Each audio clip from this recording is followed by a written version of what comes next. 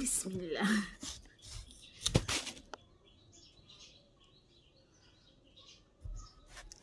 অনেক বড় একটা শাল কোমর।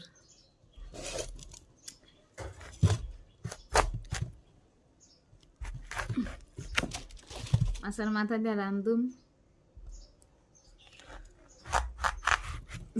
ধরছিলা মাছ, ছোট বড় অনেক মাছ ছিল, কিন্তু বড় মাছ আছে না, ও মাথাগুলো রাইখে দিছিলাম। লাউ দিয়ে খাই ভালো লাগে, মানে শাল কোমর দিয়ে খাই, গাছের শাল কোমর।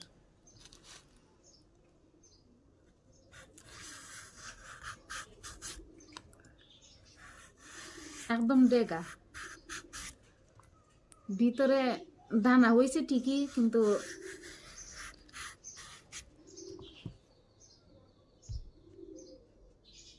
দানা এখনো শক্ত হয় নাই,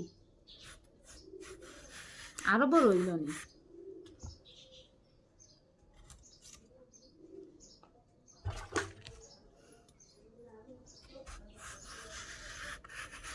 নতুন মাটি পাইছে তো, তাই এখন তো বিশাল বড় হয়েছে।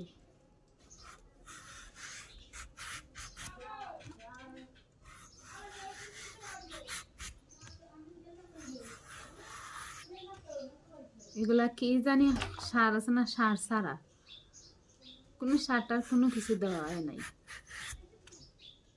আর বাজারের জিনিস দেখেন তো, সার টার কত কিছু দেয়।